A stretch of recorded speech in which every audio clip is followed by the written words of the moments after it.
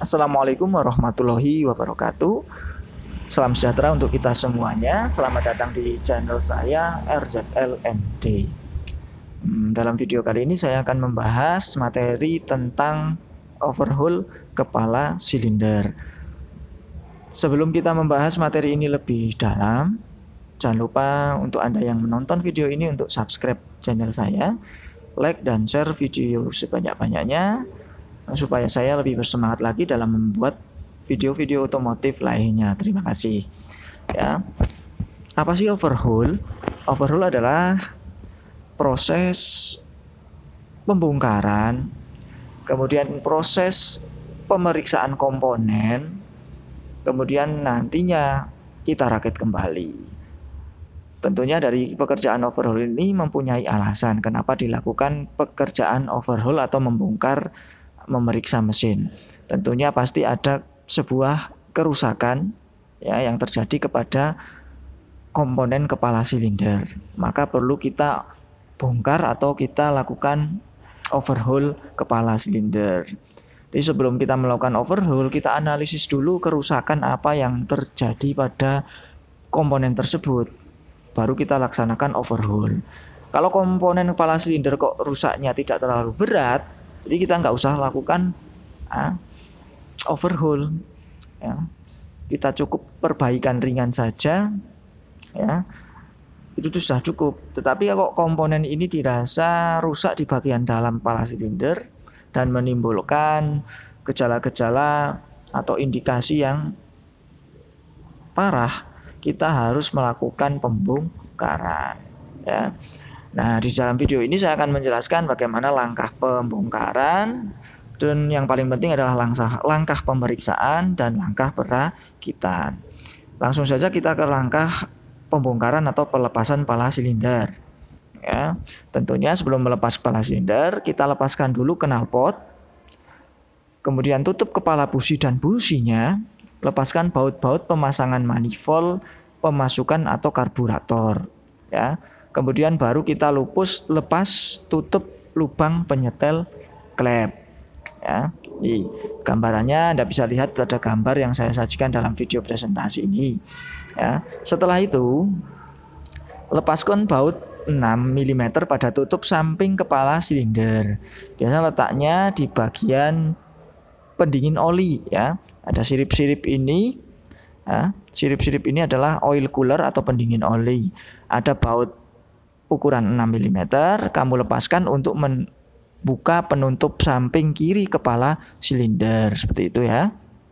Kemudian setelah melepas penutup samping kiri kepala silinder, kita lepaskan bagian-bagian berikut ya. Contoh penegang rantai mesin ya, atau tensioner kita lepas dulu supaya apa? Nantinya kita dalam membongkar kepala silinder, rantai timing atau rantai kampret tidak dalam kondisi tegang. Setelah itu penutup lubang poros engkol dan tutup lubang waktu pengapian juga kita harus lepas.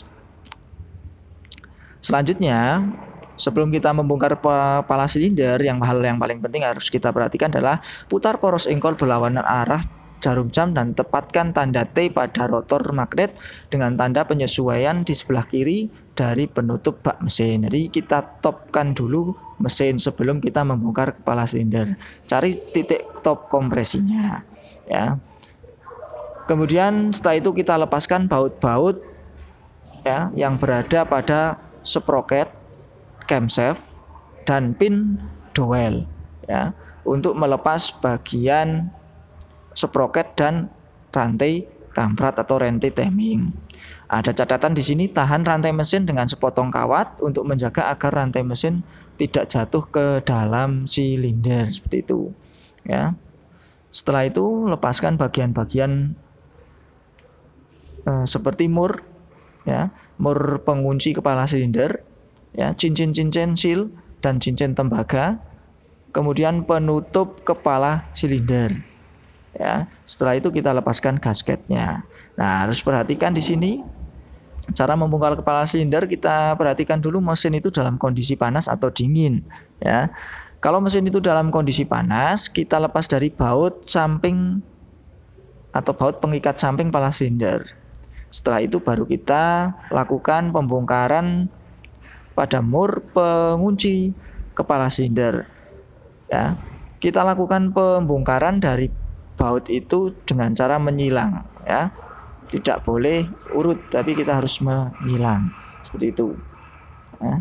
Nah, setelah kita lepas kepala silinder, lepaskan bagian-bagian seperti gasket kepala silinder, kolar, gasket karet.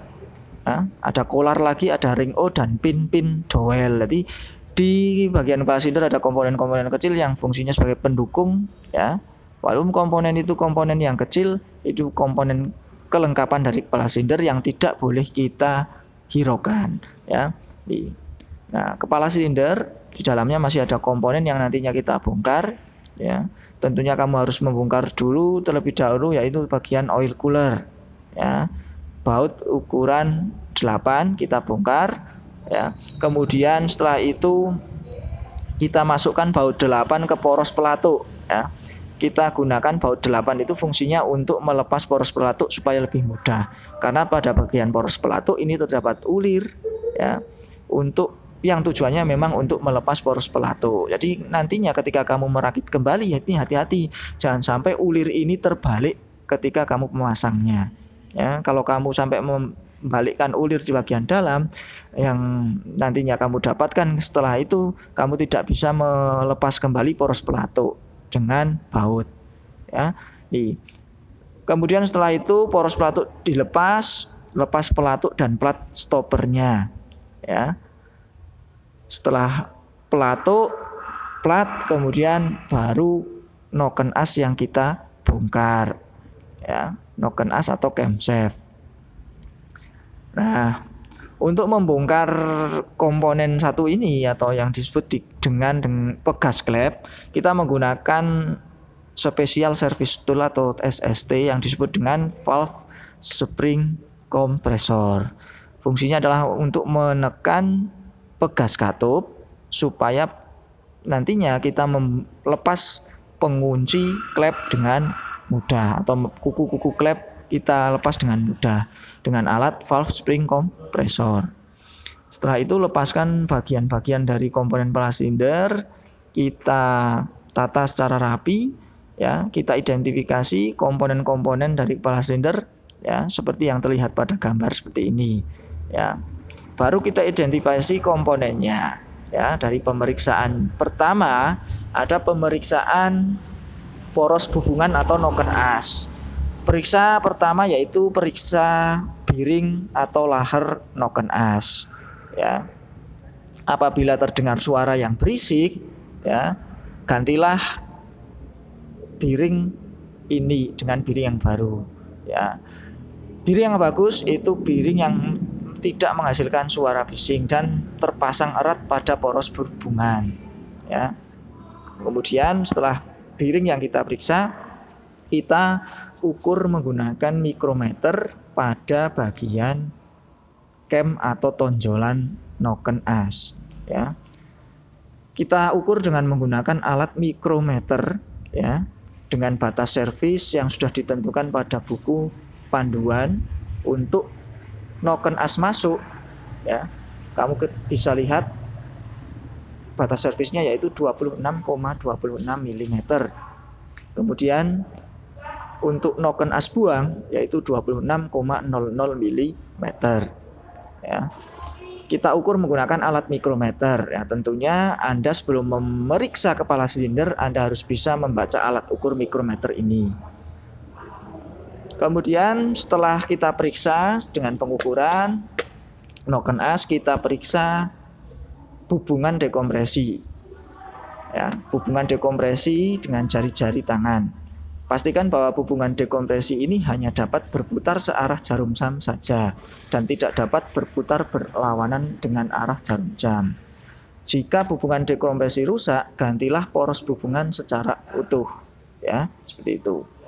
Kemudian periksa plat penahan terhadap adanya kerusakan, gantilah bila perlu, ya. Plat penahan ini fungsinya untuk menahan rocker arm supaya tidak bergerak, ya, ke kanan dan ke kiri atau bergerak ke samping. Nah, setelah itu Periksa ruang bakar. Nah, apabila ruang bakar ini dirasa kotor, buanglah kerak-kerak karbon dari ruang bakar. Periksalah lubang busi dan daerah-daerah di sekitar klep dari adanya keretakan. Periksa kepala silinder atau permukaan kepala silinder dari perubahan bentuk dengan menggunakan mistar pengukur kelurusan dan sebuah lidah pengukur. Lidah pengukur atau kita sebut dengan feeler gauge. Ya. Kebengkokan kepala silinder ini kita tidak bisa lihat dengan kasat mata, tetapi harus kita ukur dengan menggunakan alat mistar dan feeler gauge dengan servis limit 0,05 mm. Selanjutnya kita periksa pelatuk, ya, pelatuk dan juga rocker arm. Periksalah permukaan pelatuk dari keausan atau kerusakan. Periksa juga lubang-lubang oli, jangan ada yang tersumbat. Pelatuk sendiri mempunyai diameter luar dengan standar atau batas servis yaitu 10,10 mm. Nah, kemudian poros pelatuk, ya, juga mempunyai diameter, ya, poros pelatuk lubang dari dudukan poros pelatuk ini juga mempunyai standar 10,10 mm. Kita ukur dengan jangka sorong bisa, ya. Nah, untuk poros pelatuknya kita ukur dengan mikrometer. Setelah itu kita periksa poros-poros. Kita periksa poros. Jadi yang diameter luar poros pelatuk, ya. Poros pelatuk mempunyai batas servis 9,91 mm, sedangkan untuk yang diameter dalam poros pelatuk itu 10,10 mm itu. Ya, mohon maaf, kita ulas lagi. Ya, setelah itu untuk pegas katup. Untuk pegas katup sendiri, ya, ada dua bagian, ada pegas bagian luar dan pegas bagian dalam, ya. Pegas bagian dalam, ya, yang kecil itu memiliki batas servis 30,9 mm. Ya. Kita ukur dengan alat ukur yaitu vernier caliper atau jangka sorong. Sedangkan pegas yang bagian luar yang besar ini memiliki batas servis 34,0 mm. Ya. Setelah kita ukur, kita periksa dengan batas servis, ya, sesuai atau tidak, ya. Apabila kok kurang dari batas servis, gantilah pegas-pegas tersebut, ya, supaya performa mesin menjadi lebih baik lagi, ya. Nah, kemudian kita periksa klep, ya, periksa masing-masing klep terhadap keolengan, keadaan terbakar, goresan-goresan atau keausan tangkai klep yang abnormal. Ya, periksa gerakan klep pada bos klep, ukur dan catat diameter luar masing-masing tangkai klep. Ya, seperti terlihat pada gambar, ya, diukur tangkai klep menggunakan mikrometer. Batas servis klep, baik klep masuk maupun klep buang, yaitu 4,92 mm.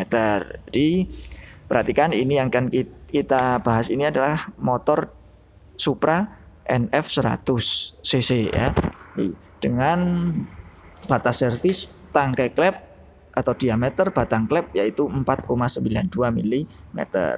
Jadi tidak semua motor memiliki batas servis yang sama. Kita tinggal lihat saja buku pedoman reparasinya. Di buku pedoman reparasi pasti disajikan batas servis limit yang ditentukan, ya, seperti itu.